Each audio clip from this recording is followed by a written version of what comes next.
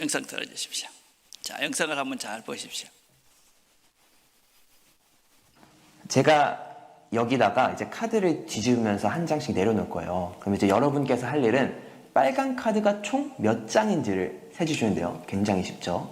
자, 기준부터 한번 해보겠습니다. 자, 시작.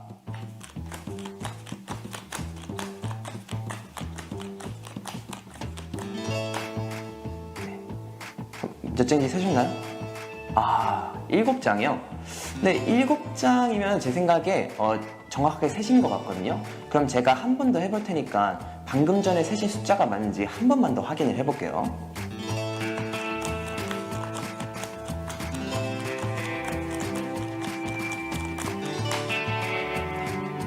여전히 7장인가요?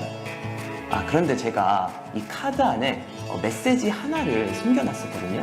혹시 여러분 그 메시지를 보셨나요? 어떠세요? 여러분 못 보셨다고요? 저거를 이렇게 넘기실 때 혹시 뒤에 써져 있는 글자 보셨습니까? 예, 보신 분들도 계시고 뭐 인지하지 못하신 분들인데 다시 한번 보여드리겠습니다. 다시 한번 천천히 한번 보십시오. 제가 한번 어떤 글자가 천천히 써져 있는지. 다시 해볼 테니까 어떤 메시지가 숨겨져 있는지 한번 확인해 보세요. 자, 유심히 살펴보세요. 카드의 메시지를 발견하셨나요? 네, 거기까지 해봅시다. 뭐라고 써져 있죠? 예, 다큐 S 프라임이라는 글자가 카드 뒤에 이렇게 쓰여져 있었어요. 그죠? 아마 보신 분들 계시지만 처음에 아마 그 글자를 인지하신 분들은 거진 없을 거라고 생각합니다. 우리가 눈으로 본다. 그래도 인지하지 못하고, 그죠?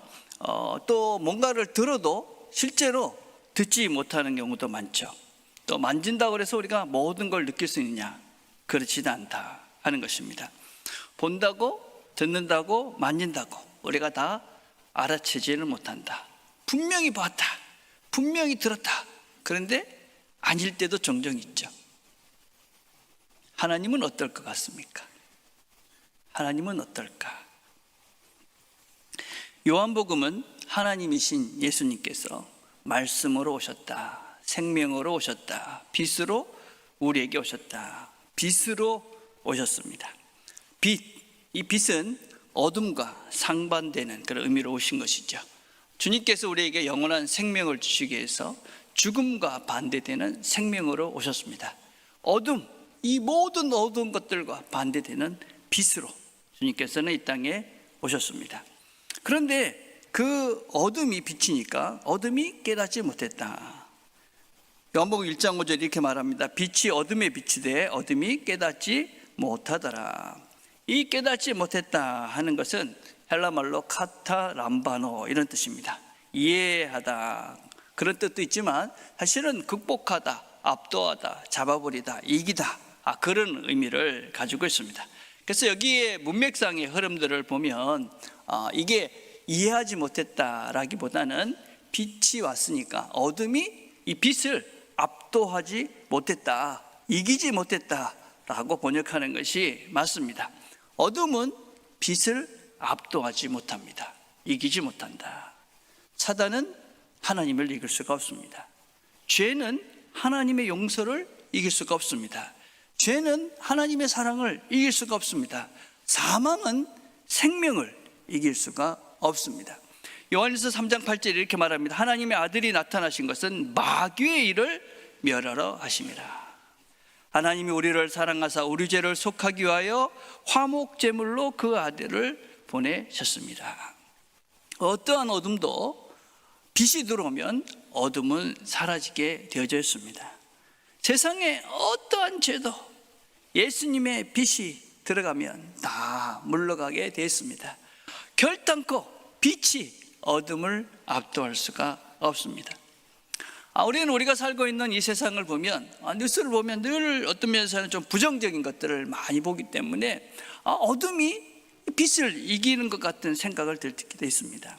악이 선을 이기는 것 같은 그런 생각을 할 때도 있는 것 같습니다. 근데 과연 그런가?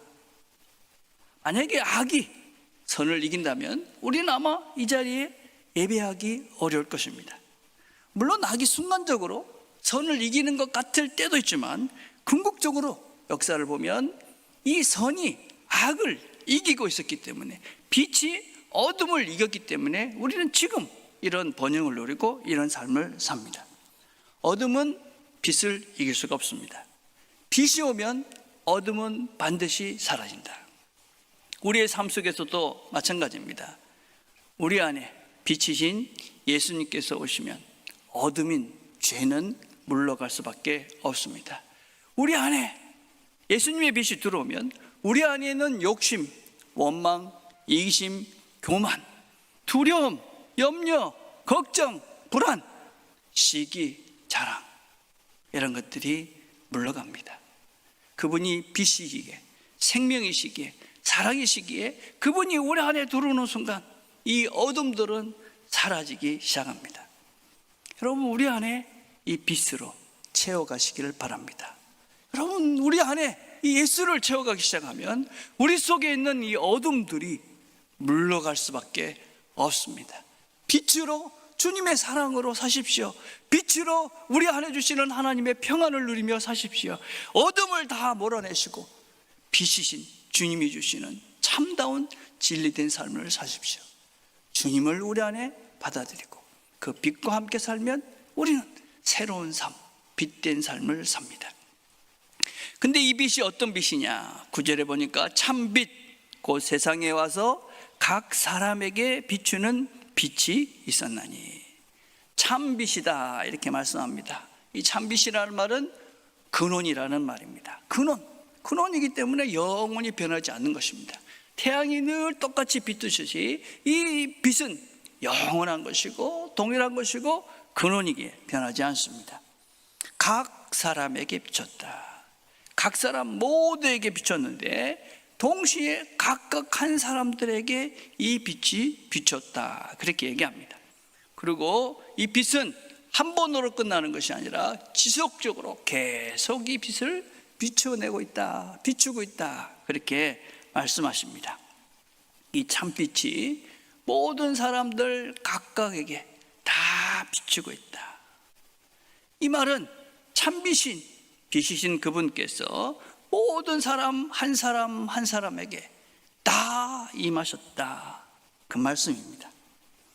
어둠을 이기고 승리하신 예수님께서, 사단을 물리치고 승리하신 예수님께서 우리 모두 한 사람 한 사람에게 오셨다, 각각에 오셨다 하는 것입니다. 그 말은 각자의 책임이 있다. 여러분, 뭉토리로 오신 것이 아니라 각 사람에게 오셨습니다. 그리고 그분은 그 빛을 우리 모두에게 한 분 한 분에게 다 비추시고 계십니다. 성경이 처음부터, 하나님이 처음부터 우리에게 하신 말씀입니다. 하나님은 우리와 함께 하신다. 임마누엘이라고 그럽니다. 예수님께서 이 땅에 육신의 몸을 입고 오신 이유는 뭐냐? 내가 너희와 함께 한다. 여러분, 하나님이 어디 계실까요? 하나님은 어디 계실까요? 하나님은 바로 여기 지금 우리와 함께 하십니다. 하나님은 영원한 저 멀리 계신 것이 아닙니다. 죽어서 만나실 분이 아닙니다. 하나님은 모두에게 빛으로 오셔서 지금 우리와 여기 지금 우리와 함께 계시고 계십니다. 그래서 우리가 예배하는 겁니다. 하나님이 여기 계시니까, 우리와 함께 하시니까, 그분이 나와 지금 함께 해주시니까, 그래서 우리는 그분을 예배하는 것입니다. 그분은 죽고 난 다음에 만나시는 분이 아닙니다. 그분은 어디 멀리 계신 분이 아닙니다. 바로 여기 계신 분입니다. 근데 왜 우리는 그분을 볼 수 없습니까? 왜 우리는 그분의 음성을 듣지 못합니까? 왜 우리는 그분을 느끼지 못합니까? 하나님은 분명히 우리 가운데 계시고 빛으로 오셔서 우리 가운데 임하셨는데 왜 우리는 그분을 보지 못하고 그분의 음성을 듣지 못하고 그분을 느끼지 못하고 살아갑니까? 왜 그럽니까? 물론 어떤 분들은 하나님의 함께 하심을 풍성히 누리며 사시는 분이 계실 겁니다. 근데 왜 우리는 우리 삶 속에서 그분이 이 모든 것들을 만드시며 모든 곳에 계시는 그분을 왜 우리는 보지 못하고 듣지 못하고 느끼지 못하는가? 가장 큰 이유는 그 빛을 거부했기 때문에 그렇습니다. 오늘 1장 10절에 이렇게 말합니다. 그가 세상에 계셨으며 세상은 그로 말미암아 지은 바 되었으나 세상이 그를 알지 못하였고 자기 땅에 오매 자기 백성이 영접하지 아니하였으니, 받아들이지 않았다는 것입니다. 그분이 와서 빛을 비추는데 그 빛을 받아들이지 않았다. 왜 받아들이지 않았는가? 3장 19절에 이렇게 말합니다. 그 정죄는 이것이니 곧 빛이 세상에 왔을 때 사람들이 자기 행위가 악함으로 빛보다 어둠을 더 사랑하는 것이라. 어둠을 더 사랑하기 때문에, 죄를 더 사랑하기 때문에, 죄를 지으며 즐기는 그 육신을 더 사랑하기 때문에 하나님의 임재를 못 누리는 것이죠. 여기 계신 그 하나님을, 죄를 더 사랑한다, 세상을 더 사랑하고 이 육신을 위해서 사는 것을 더 즐기고 있게 빛으로 우리에게 오신 그 하나님을 우리가 못 누리고 있는 것이지. 우리가 하나님이 함께 하시고 이 자리에서 우리의 삶의 현장 속에서 하나님을 보고 듣고 느끼기 위해서는 먼저 하나님의 자리로 우리의 자리를 옮겨가셔야만 합니다. 우리의 삶의 기본을, 기초를 이 세상, 이 육체가 아니라 하나님, 영원한 그 하나님으로 우리의 삶의 자리를 옮겨야 합니다. 그걸 우리는 회심이라, 회개라고 합니다. 내 삶의 자리를 세상에 묶어놓고 거기서 어떻게 먹고 자고 무엇을 더 안락하게 누릴까를 추구하며 사는 자들이 하나님을 누릴 수는 없습니다. 하나님의 임재를, 하나님이 말씀하시는 것을 듣고 살 수는 없습니다. 영접하는 자, 곧 그 이름을 믿는 자에게는 하나님의 자녀가 되는 권세를 주셨으니 각자에게 임한 하나님을 우리의 주인으로, 내 삶의 주인으로, 어둠이 아닌 그 빛을 내 마음에 진심으로 주님으로 모시고 우리의 삶의 근본 자리를 이 세상에서, 육체에서 하나님으로 옮기는 사람들만이 하나님이 여기 계시는구나, 나와 함께 하시는구나. 왜 우리는 그분 외에 우리의 삶을 세워야 합니까? 왜 그렇습니까? 이유가 무엇일까요? 신명기서 이렇게 말합니다. 내가 오늘 내 행복을 위하여 하늘과 모든 하늘의 땅과 하늘과 땅의 그 위의 만물은 본래 내 하나님 여호와께 속한 것이다. 하나님이 우리에게 복을 주시는데 그분이 어떤 분이냐? 이 모든 것들을 만드신 분입니다. 그분이 우리를 사랑하신다고 이야기합니다. 우리가 아직 죄인되었을 때 그리스도께서 우리를 위하여 죽으심으로 하나님께서 우리에 대한 자기의 사랑을 확증하셨느니라. 그 세상을 만드시고 이 모든 것들을 통치하시고 우리에게 복을 주시기를 원하는 그분이 우리를 사랑하십니다. 예수께서 이르시되 내가 곧 길이요 진리요 생명이니 나로 말미암지 않고는 아버지께로 올 자가 없느니라. 그분 위에 세워진 삶이 복된 삶이며 그분 위에 세워지는 삶이 진리의 삶이며 생명의 삶이며 영생의 삶인 것이지.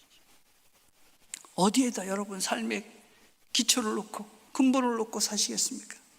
영원한 것입니까? 썩어져 버릴 그곳에 우리의 삶의 근본을 놓고 사시겠습니까? 여러분, 모든 것들을 다 가지고 누렸던 솔로몬의 고백을 들어보십시오. 전도자가 이르되 헛되고 헛되며 헛되고 헛되니 모든 것이 헛되도다. 우리의 삶을 살아가면서 과연 얼마나 뭘 누리면 만족할 수 있을까요?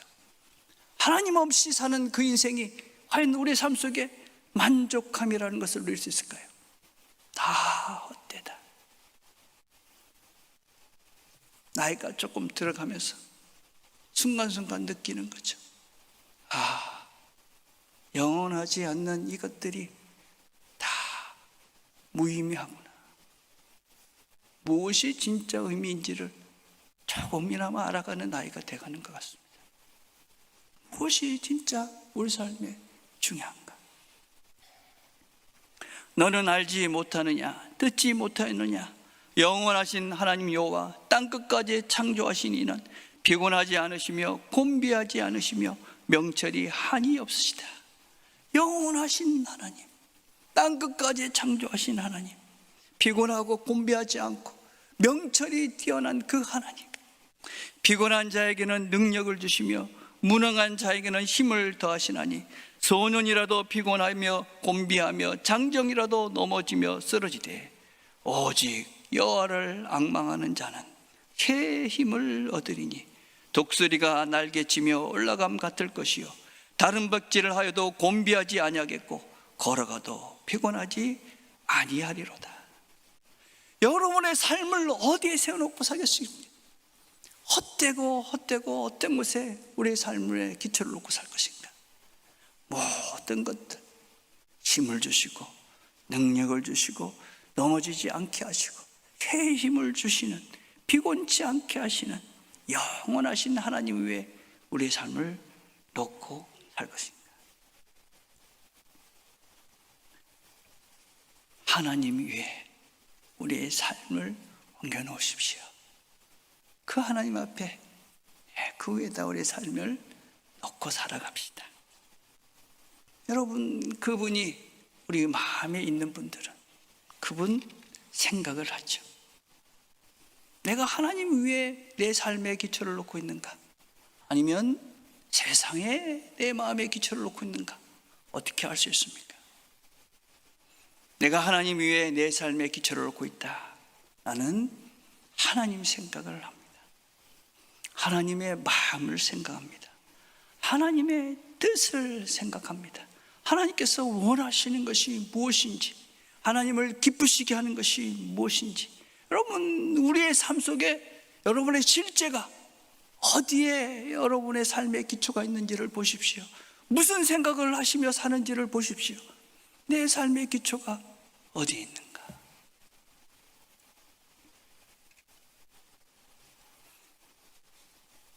하나님께서는 우리가 이 세상에 우리의 마음을 두고 살아도 우리를 도와주시고 또 함께 해주실 것입니다. 근데 내가 이 세상에다 내 마음을 두고 내가 원하는 것, 내 능력, 내 지식, 내 지혜, 내 상식으로 그렇게 산다면 하나님의 임재를, 하나님의 능력들을, 하나님의 공급하심들을, 하나님이 나와 함께하며 나를 도우며 이끌어 가시는 그 하나님을 누릴 수는 없습니다. 나는 왜 하나님의 능력들과 하나님의 공급하심과 하나님이 나와 함께 하시는 그 평안들을 누리지 못하느냐? 내 삶의 자리가 하나님이 아니기 때문에 그렇습니다. 내 자리는 지금 어디에 있는가?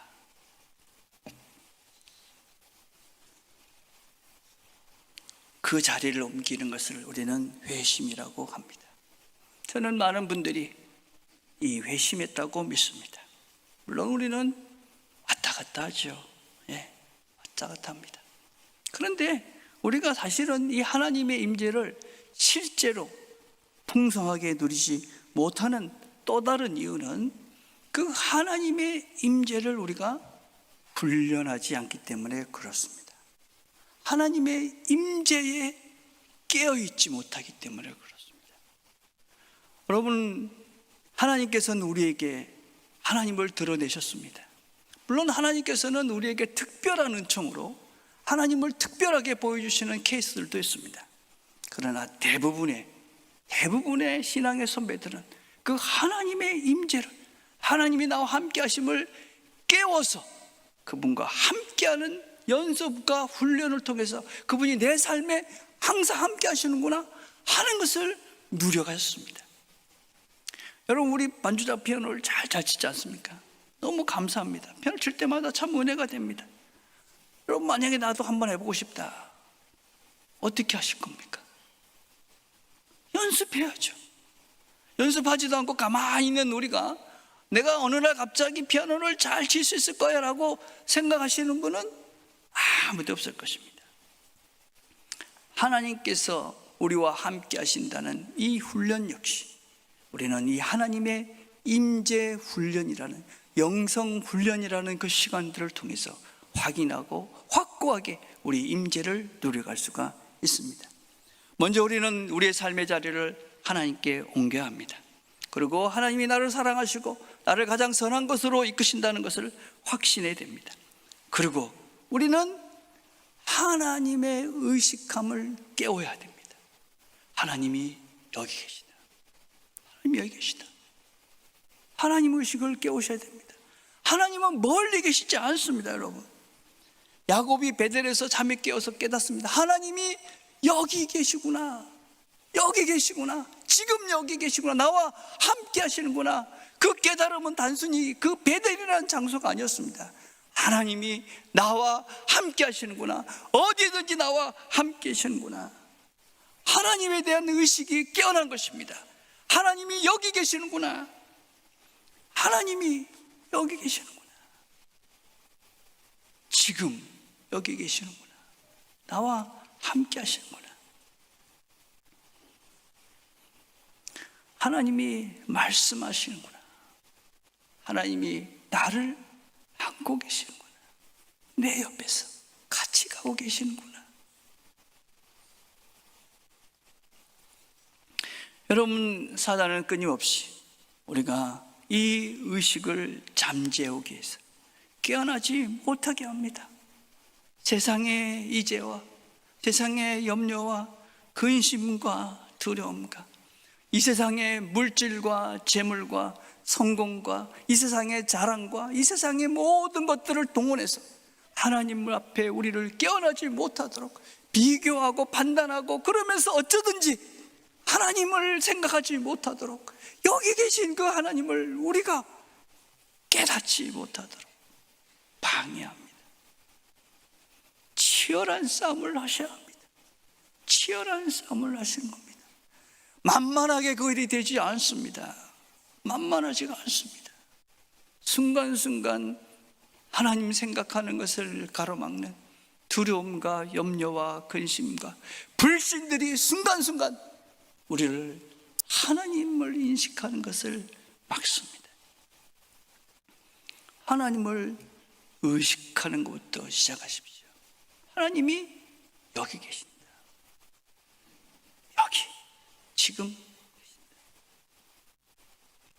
하나님은 여기 계십니다. 지금 계시고 하나님은 우리 집에도 계시고 우리의 일터에도 계십니다. 우리가 가는 그 걸음걸음마다 하나님은 우리와 함께하며 우리를 이끌어 가십니다. 그래서 우리는 깨어나셔야 됩니다. 하나님을 인식하는 이것부터. 로렌스 형제라는 분이 계십니다. 이분은 40년 동안 하나님의 임재를 실제 누리면서 사신 분입니다. 어떻게 이분이 그런 삶을 살았는가? 이분은 늘 하나님이 옆에 계셨기 때문에 고통, 심지어 죽음 앞에서도 하나님 앞에서 두려움 없이 그 길을 걸어가신 분입니다. 이분이 이렇게 얘기했습니다. 하나님의 임재를 누리는 것은 모두가 할 수 있고 아주 간단하다. 단순하게 하나님께 집중해라. 여기 계신 하나님께. 여러분들이 모든 것들을 다 접으시고 하나님, 그분께 집중하는 겁니다. 우리는 그 하나님을 치열하게 찾아야 됩니다. 집중하지 못하도록 하나님께 우리의 관심과 모든 것들을 집중하지 못하도록 가로막는 그 모든 것들을 제거하기 위해서 하나님을 찾아야 합니다. 이사야서는 이렇게 말합니다. 너희는 여호와를 만날 때 찾아라. 가까이 계실 때. 여러분, 지금 하나님께서 우리와 함께 하시며 여기 계시는 그 하나님을 찾으라고 우리에게 말합니다. 내가 네게 부르짖으며 내게 와서 기도하면 내가 너희들의 기도를 들을 것이요 너희가 온 마음으로 나를 구하면 나를 찾을 것이요 나를 만나리라. 나를 만나리라. 이렇게 하신 것은 사람으로 하여금 하나님을 찾게 하시려는 것입니다. 사람이 하나님을 더듬어 찾기만 하면 만날 수 있습니다. 하나님은 우리 각 사람에게서 멀리 떨어져 계시지 않습니다. 세상은 우리가 하나님을 보지 못하도록 어둠이 가득합니다. 빛을 가리고 우리가 이 의식을 깨어나지 못하도록 끊임없이 방해합니다. 가로막습니다. 우는 사자와 같이 빛을 가로막고 있습니다. 우리를 어둠의 세계로 빠져서, 죽음의 세계에서 빠져서, 두려움과 공포의 세계에 빠져서 우리를 어둠으로 몰아갑니다.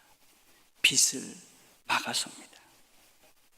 손을 내미셔서 하나님을 찾으십시오.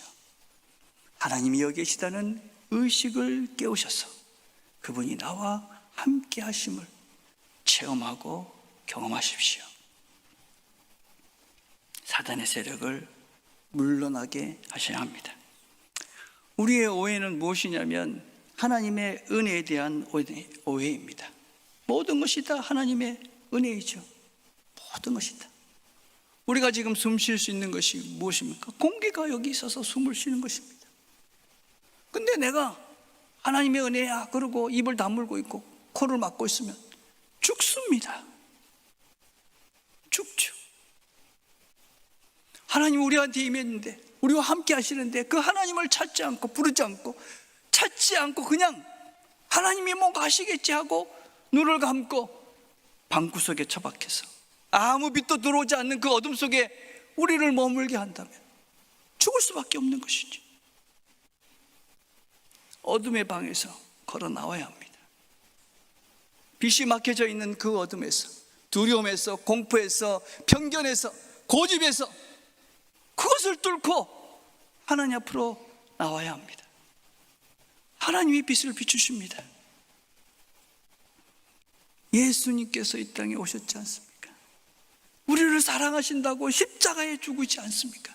너희들도 승리할 수 있다고 부활하지 않으셨습니까? 그분 앞에 나와 그분을 믿고 영접하고, 그리고 우리는 그분에게 우리를 맡기는 것입니다. 그리고 여기 계신 그 하나님을 인식하고 의식하고 그리고 의지하고, 그렇게 우리가 한 걸음씩 나아가는 것입니다. 그럼 우리는 처음에는 아무것도 느껴지지 않고 아무것도 들리지 않고 아무것도 보지 못하는 것 같을 수가 있습니다. 희미해합니다.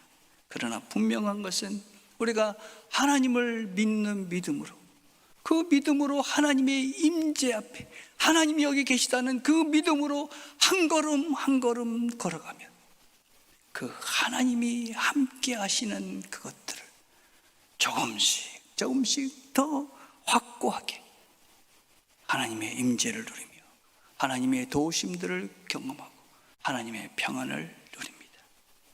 하나님이 내 옆에 계시구나, 여기 계시구나, 나를 도우시는구나. 로렌스 형제라는 분은 삶의 마지막 순간에 이렇게 말했습니다. 나는 하나님을 더 이상 믿지 않습니다. 보고 체험합니다. 하나님을 온몸으로 느끼고 하나님이 여기 계시는구나, 충만한 삶. 하나님은 지금 여기 우리와 함께 하십니다. 이 복을 누리는 저와 여러분 되기를 간절히 바라겠습니다.